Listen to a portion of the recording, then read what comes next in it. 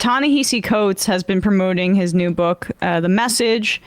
He has been going into cable news environments, and we played that infamous interview from the CBS anchor Tony Dokapol, who basically harangued and Ta-Nehisi Coates on TV on a morning show for daring to talk about the racism that's inherent to Zionism, and he made some extremely racially charged allusions to him basically inspiring extremists and terrorism, and it was frankly unbelievably offensive. But I am really grateful that Coates is using this opportunity to talk about Israeli apartheid in a way that makes sense to mainstream liberals.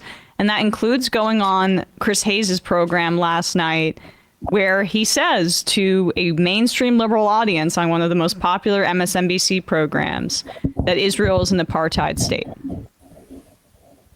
When you're writing something radical, as it was at the time, in 2014 for the case of reparations, you're really always trying to ground it in some sort of real thing so that people can perceive it. And in the case for reparations, it was reparations, and I want to be very clear about this, from the state of Germany to the state of, actually West Germany to the state of Israel, not necessarily directly to Holocaust victims. Right. I neglected to ask a very important question, which is, what is the nature of that state? Because for me, the case for reparations was not simply about compensation for something that has been done, but about making the world safe from a particular kind of oppression at large. And as it turned out, as was very clearly revealed to me when I did my travels, to use the state of Israel, reparations to the state of Israel as an example, actually undermined the very message of the thing I was trying to get across in the article. And why is that? Because Israel's an apartheid state. And I don't mean that as a slur. I mean that in repeating the reports of Amnesty International. I mean that in repeating the reports of the Human Rights Campaign. I mean that in reporting the reports of the Israeli human rights group B'Tselem. I mean that in reporting the fears of Israel's own prime ministers, Ehud Barak, Ehud Olmert. And I mean that in terms of what I actually saw, which was a society in which half the people live and have the benefits of full citizenship, and the other half live on various tiers somewhere below that. This was immediately clear to me the first day I got there. And certainly by the second day when I was walking through Hebron and I literally saw streets where certain people could walk down and certain people couldn't, where I could walk down as long as I was clear that I was not Muslim, and other people could not. When it was made clear to me that I was with a group of people and spending time with a group of people who, should they fall into any sort of trouble or get into any sort of trouble, would be treated by the military justice system, while all around them were Israeli Jewish citizens who were subject to the benefits of the civil system. You can imagine the difference in the degree of harshness there. And it went on. It was pretty clear across the board in terms of the laws and the policies. I've been on those same streets in Hebron and had the same reaction, which is that this is obviously a moral abomination. Obviously. So credit to Chris for having him on, but the last part there... Moral abomination is not apartheid. Mm-hmm. Well, the last part there is so Chris has been to... he's been there. And he says it's a moral abomination. Then why not talk about it? And is it apartheid, though? Moral abomination is a fuzzy word. It's apartheid. True. And I mean, we've been saying the words apartheid for quite a while as it relates to, as Coates mentions there, all of these mainstream humanitarian organizations, the United Nations, this is not a matter of anything but fact. It's a matter of fact. They were, those institutions he cited were all delayed and I think slow in reaching those conclusions. I mean, I understand why he's citing them, including the former prime ministers of Israel, because that's who's most persuasive sources for MSNBC audience. But yeah, this is absolutely not concontroversial to anybody but people who work in mainstream news. DSA Aaron in Atlanta says Hayes has called it apartheid before. So look, okay, cool. But it is... this is not. It's Chris Hayes is one of the better hosts on TV. He's one of the. Absolutely. Yeah. I mean, we like Chris, but I'm just trying to make a point about where the permission structure is moving. Ta-Nehisi Coates is doing something important. He's going on these he has built up a lot of cachet with liberals, and a lot of goodwill. And he's burning a lot of that right now, to be honest about what he's seen. And he's doing it on these mainstream liberal platforms. And I think actually really changing the conversation for good.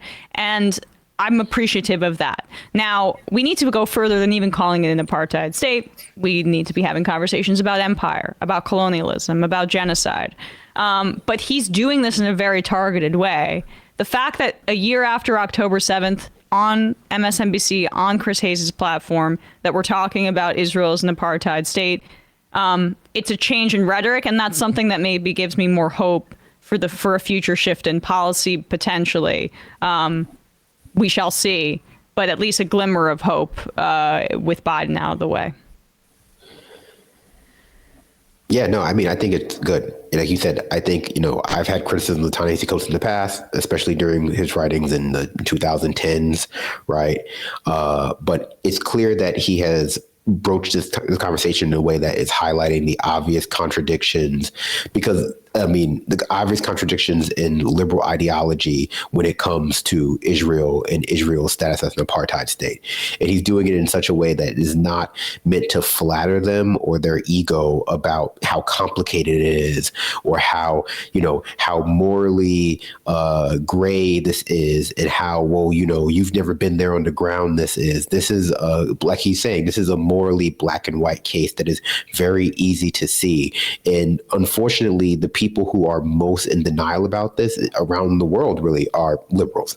Like, it's not conservatives who are denying that really. No, they don't like care. it. They like it, right? It's liberals. It's your average NPR listener. It's your average New York Times, New Yorker reader who has had this obfuscated for them for decades, really, through various means, through various types of leisure domain, to be this is too complicated for you to understand. Like, this is a religious war, you should stay out of it. All types of excuses. And he's forcing them to contend that this is black and white for everyone in the world but them. And, that's why they're mad at him, right? Because usually when you see this kind of liberal thinker talking about issues of racism or sexism, they position it in such a way that we acknowledge the historical injustices, or we talk about, the Kamala Harris unburdened and burdened thing. We acknowledge the historical injustices, but give lip service that we're moving in the right direction. He's not doing any of those types of things. He's making it very clear that we are, morally and practically implicated in the perpetuation of an apartheid state, and that people need to be educated, as he was, but also need to be active in spreading, the need for change. It's really good. Yeah.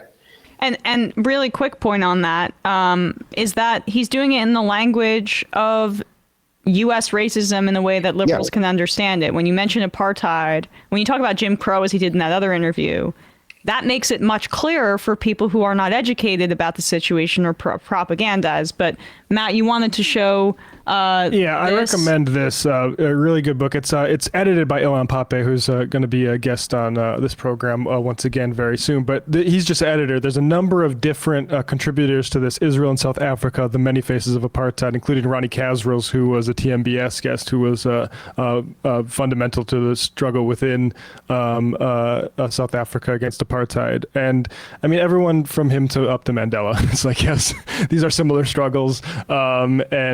We're not free until Palestinians are. So I would highly recommend that book to anybody who wants more on the apartheid question specifically.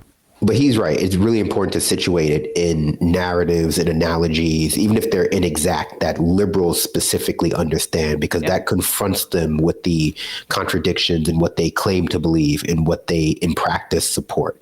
And I'm sure he's going to make a lot of enemies. He won't be writing the next arc of Black Panther, the Marvel comic book, this time. But, it's good. It's good that he's able to force them to come face to face with with the atrocities that, or rather with the ways in which American liberalism, American modern liberalism as the ideological underpinning of the Democratic Party, also gives legitimacy to genocide and apartheid and imperialism abroad. And, what can you say, really? I hope it leads to change. Yeah, it'd be nice to have a few other people in that stratosphere grow some courage as well, because it's crazy how few breaks there are in that dam, and seems to be like, time's now, guys. Well, he shows that there's no excuse. There's absolutely no excuse at this point, really. Coates put himself out there. Can some mainstream liberal authors grow a pair and start to call this for what it is? Because, I mean, for your own legacy, if nothing else, this is a genocide that will be discussed probably within the context of the downfall of American hegemony in the world, and our belligerent foreign policy in the Middle East just to keep China at bay from capturing oil reserves. It's insanity. Well, I mean, I think one thing that is important that Coates is doing here is that he's making it more impossible than it already is with social media and how things are so hyper visible now for people, liberal pundits and liberal thinkers specifically, to pull the like, I didn't know, nobody was saying anything at the time, that a lot of people still tout out about 9/11 in the run up to the war in Iraq, because you will still have like respected liberal and even sort of like more left leaning thinkers pretend as though no one was saying that the war was bad, pretending as though no one was saying that America was interested in spreading imperialism as a result of 9/11, using it as an excuse. And because there's just less there's still surviving media, but there's not the ubiquity of media as there is today, they get away with that. And there's still centerpieces in our media landscape, not just David Frum, but like, no offense, I've seen Corey Robbins still say this. And it's like, this is just not true. Like, people were losing their jobs over 9/11, trying to situate it in the history of U.S. colonialism, and they were losing their jobs over standing up against the war in Iraq. But I think a lot of people are still in that same frame of mind that, oh, well, if this turns out bad, I can just pivot to a position where I say I signed a ceasefire notice at some point, or I said that Israel needs to reduce civilian casualties, or like any number of things that are insufficient. And people won't be able to, as they will be able to, situate it in the just complete flood of barbaric images and stories that we've seen come out of Israel over the past year. Well, I mean, we've got to be really fair here, because how dare we be ideological and call things like they are? Here's the editor of the Free Press, Barry Weiss. The Free Press. With an excerpt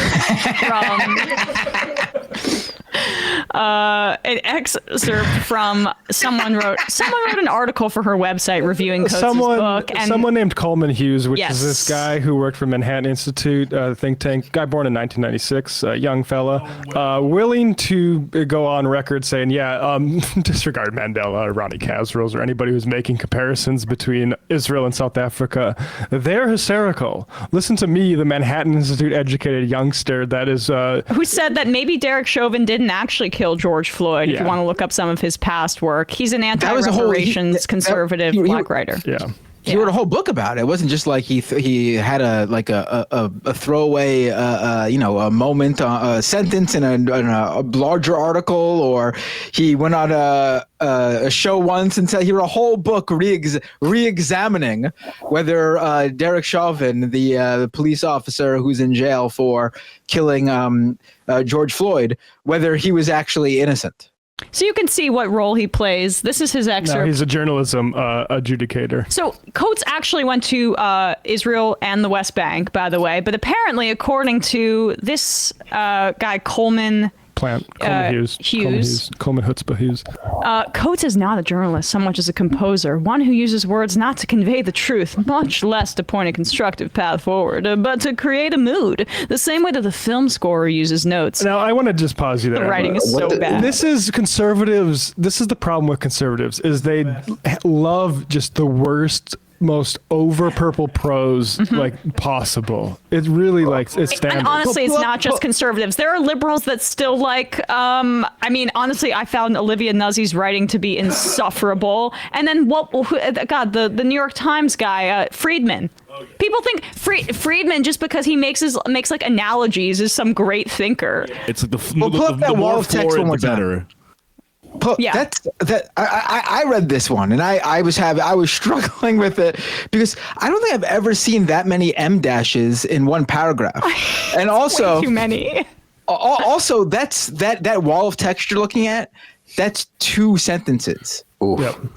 I know. All right. It's Marcel Proust over here. The Marcel Proust of telling Zionists and corporate interests what they want to hear. That's Coleman Hughes. And the specter haunting this book, and indeed all of his work, is the crudest version of identity politics, in which there you go, ding, ding, ding, in which everything, wealth disparity, American history, our education system, and the long-standing conflict between Israel and its Arab neighbors are reduced to a childlike story in which the victims can do no wrong and have no agency, and the villains can do no right and are all powerful. This is a classic conservative defense mechanism where people make straightforward moral arguments about injustices, and they basically call them children. You know, in terms of children, I feel like I was writing with that kind of same level of train on thought, stream of consciousness when I was 14. I'm sorry, you do not get to defend Israel and complain about identity politics at the same time. No. It is fundamentally like that. Talk about the crudest form of identity politics. It's Israel, the good guys. Everyone else is terrorists who want to do them harm. That is the identity politics here, Coleman. And it says a lot about a guy who is supposed to be on the beat of, we don't do any identity politics. We're against all that stuff, to be so in the absolute bag for Israel. For Zionism, and so triggered by Coates calling out its racism. It just, his past writing makes total sense. That's always been like Barry Weiss, like beat, like the anti-identity politics, identitarian. That's her primary beat. Indeed. Back when she worked at New York Times op-ed section. Desperately trying to get fired, and then having to force the situation and quitting herself to make herself a cancel culture victim. Yeah, right. Now she has like a whole cancel culture university. It's great, right? Yep. I wonder if Coleman's going to be a teacher down there. Be interesting to take a class. BRB forever. All right, guys. Sorry, no more time for calls. I'm turning on the voicemail. I apologize. We're going to hang up the phone lines, read some IMs, to get out of here. Jonathan Armstead, I've followed Coleman Hughes for a while now, and he's horrendous. All I can say is the white guy who bought his body in the Get Out Garden Party auction uses his black voice to push white supremacy. Okay. I haven't seen that movie, but I don't know if we need to get that in detail about he says, it's okay, I'm a black nerd and can make this joke. Enough. Okay. Don't you know, Ta-Nehisi Coates is like the Pied Piper of, identity politics. He's ensorceling libs with his mastery of the English language, which is unfair based on how Coleman Hughes writes. It's the real atom bomb versus a baby situation. It really is. And just Jonathan Armstead, I've got to point out that while you may be a black nerd who can make this joke, I am the white lady that has to read it.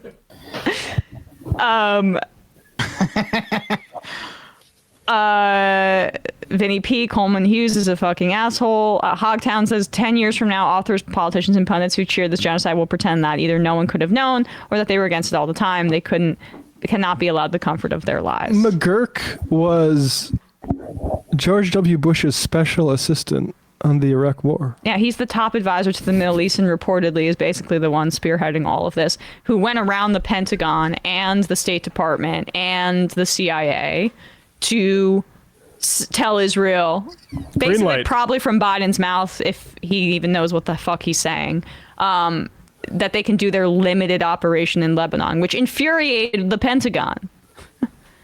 Which a journalist reported on months ago, and Biden called that journalist a liar. So much for the war on the press being a partisan issue. I mean, if a Republican administration had thrown the assessments by two major U.S. agencies that Israel was blocking humanitarian aid to deliberately starve the Palestinians, and they continued to send bombs to them, I think that, honestly, there would be so many partisan Democrats that actually would have the courage to call that out.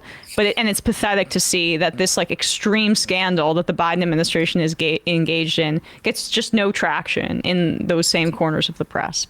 Hey, folks, don't forget to hit the subscribe button and check out our daily show. We do it every day at 12 p.m. Eastern for about 2.5 hours. We even take phone calls. You should check that out.